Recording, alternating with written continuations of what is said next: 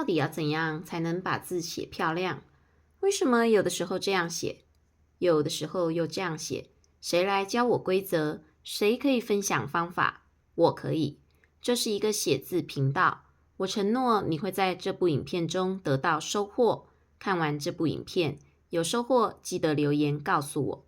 画面上方有2个字，一个是未来的未，一个是姓氏的于。于跟未的下方，一个使用撇跟捺，一个使用撇跟点。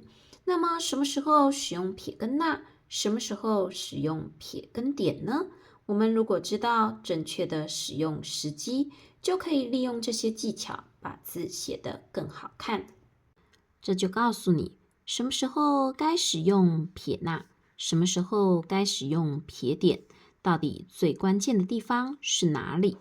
我们来看一下谓字下方的这一段，这一段比较长，于字下方的这一段比较短。当你遇到长腿的时候，请你使用撇捺；当你遇到短脚的时候，请你使用撇点。那么我们也可以用另外一个角度来理解这个规则。撇捺在使用时一定要配上够长的脚。那么如果想使用撇点，就不能把脚拉长。不用方法学习，就像无头苍蝇，只是浪费时间。我是君令，我会带着你用最有效的方式去改变字体。订阅这个频道，让我带着你一起学习。来示范书写“未”这个字给大家看。首先，我们先下2横的短横在上方，第一横短横往上扬，第二横短横也略往上扬，但是第二横短横的长度要比第一横短横来得长。接着我们要下一笔的书画，从上方起笔往下书写，到下方的部分再往上勾起。那我们来看一下长度的部分，长度的部分要把在横画下方的这个部分刻意的拉长，因为未的下方我们要配上撇跟捺。记得我们刚刚前面有跟大家说明过，想要配上撇跟捺，那要确保下方的腿够长，这样配上撇跟捺才会好看。那我们来书写一笔的撇，再往外拉开书写一笔的捺画。我们在书写撇跟捺的时候，收笔的位置会比下方的属钩来得高，下方的部分会形成一道的微笑曲线。我们仔细看一下撇画的结尾跟捺画的结尾，这2个结尾做比较，会发现撇画的结尾会略低一些，而捺画的结尾会略高一些。接着我们再把所有笔画的终点描绘起来，会发现透过这些笔画的延伸，为字的外框呈现一个多边形，这样可以帮助我们字体的形状展现得更加优美。接着来书写“于”这个字，“于”这个字上方是撇跟捺，我把撇跟捺长长的往外拉出，让它变成字里面最突出的一笔。那么上方已经有撇跟捺咯，于是下方的撇跟点的部分，我就让它收敛书写。那么我们刚刚有提到，如果下方想要写撇跟点，那么在横画下方的长度就不能够太长，所以等一下书写的时候，我们要留意这个部分。那我们先下第一笔的横画，再下第2笔的横画，2横横画一样略微上扬哦。接着我们再下属钩，那这个时候属钩在横画下方的长度就要加以缩短，所以书写属在这边略微突出之后，我们就勾起，不要让下方的长度太长哦。接下来的撇画，我们会对着横画的下方书写接下来的点画会对着中间交叉的位置，从这边延伸往外写。我们来比较两者下方的长度，会发现撇捺下方的长度跟撇点下方的长度可以明显的看出其中的差别。那么我们再来想想看，花朵的朵这个字，上方是一个鸡，下方是一个幕布。那这个幕布的部分，我们是要用撇跟捺来书写比较好，还是用撇跟点来书写比较恰当呢？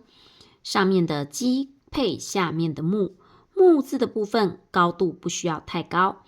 既然高度不需要太高，那么配上撇跟捺就不太适合。所以在这个地方，我们的书写方式是这样：先拉一笔的长横画之后，接着我们写一笔的竖钩。这一笔的竖钩呢，可以稍微短一些。那么既然是短短的角，我们就会配上撇跟点，这样子的搭配会比较适合朵这个字的字形结构哦。回到上方，看一下竖撇的书写细节，我们会先竖，然后再撇，略微往外弯出。接着呢，横折的部分呢，从这边接横画，折的时候稍微往内缩一点，再折出，让中间这个部分可以维持比较窄小的空间。在下方的部分，一样要维持一个微笑曲线，所以我们要让竖钩当作是这个部分的最低点，那么撇跟点的结尾部分都要比较高一些。接下来我们来教大家写来这个字，刚刚我们学会了未，现在再来教大家写来，让你未来两个字都能够写得好看。来字的下方是配撇跟捺好，还是撇跟点好呢？我们来书写看看。首先第一笔的部分，我们要书写一笔的短横画，书写一笔上扬的短横画。我们把长度留给下方的笔画，让它们成为字里面的焦点，也就是这个字的主笔。所以第一笔横画写短一些，接着我们要写撇画，接着再写点画。接下来一样书写撇画，再写点画。左侧的这个人会稍微小一点，右侧的这个人会稍微大一些。接下来我们要写竖钩咯，这笔的竖钩我们要稍微拉长些，我们利用中间的这一条纵线当做书写竖画时的一个参考依据。我们从中间这边下竖画之后，慢慢的往下，把笔画慢慢的往下拉，在下方的部分再轻轻的勾起。接下来我们就可以书写撇，长长的往外延伸，下方的笔画很长，所以这个时候我们就要配上一笔的捺画，再慢慢的往外写出。我们在书写捺画的时候，通常会做出一个小小平缓的坡度，让它慢慢的往下行走之后，再轻轻的往外做拉出。来的下方适合用撇跟捺，但其实同一个字下方你可以配上撇跟点试试看，你也可以配上撇跟捺试试看，只是使用撇跟点时，下方的长度要缩短，使用撇跟捺时，下方的长度要拉长。那么我们就举米这个字跟大家做说明。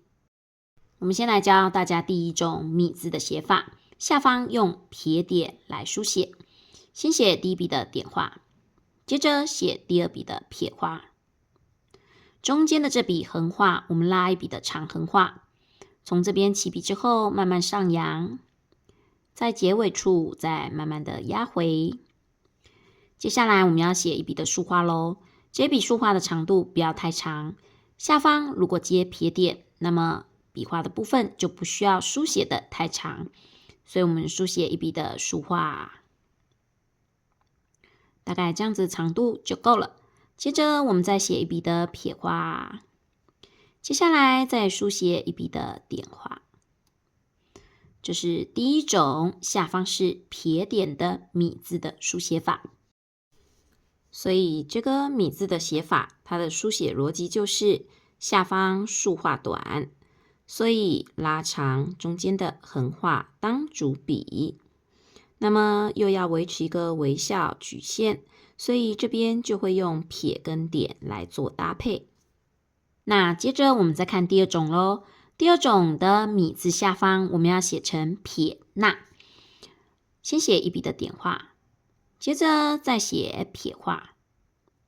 接下来的这笔横画的长度要做一下调整，下方是撇捺，表示我们要把字的主笔放在撇捺上，所以接下来的这笔横画就要写短一些，稍微收敛一下长度。接下来我们再写竖画咯，竖画往下，往下之后再加以拉长，要配撇捺，那么下方就得写长些，接着勾起。接下来我们才有足够的空间去延伸撇以及捺画咯。下方想要书写撇跟捺，那么这一节的部分就必须拉长。那么既然下方所有的笔画都做延伸了，在中间横画的部分就要记得缩短。当我们在书写的时候，脑袋里要先有一个字形结构的方向，这个方向一旦确立，所有的笔画在书写时就要互相搭配哦。两种米字的书写方式，一种是下方是撇点，一种是下方是撇捺。你喜欢哪种写法呢？不妨留言在下方告诉我。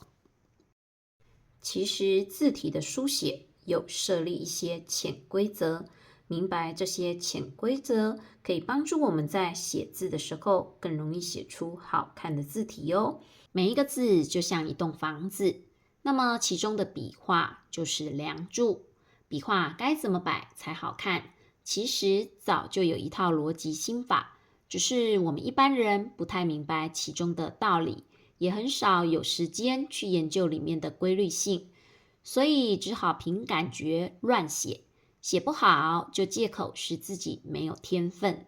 但是写字这件事情真的跟天分没有关系，是书写结构的问题哦。当你知道笔画摆放的逻辑，你就会发现，哦，原来写好字是这么容易的事情。一旦懂了这套系统，你写任何字都能够自己判断、自己修正，有机会打造属于自己的吸睛美字。我把这些心法逻辑全部都毫无保留地整理在写字必修课15日美字养成班，连结就在下方的留言栏，你一定要去看看哦。另外，我们也提供了字帖让大家下载练习，欢迎参考。我在写字中找到了许多乐趣，人生因为写字真的多了许多快乐，常常不经意的就得到别人的赞美，增添了许多的自信。我希望把这份属于成长的喜悦也分享给想要写好字的你。我爱写字，你呢？想写好字吗？请在下方留言，我想写好字。祝福在下方留言的朋友们有朝一日都能够圆自己的美字梦哦。接下来我要推荐一部频道的影片给大家观看，第50招碾压级的写字精华，保证你看了一定大有收获，赶快去看看吧。那么今天的分享就到这边，我们下部影片见咯，拜拜。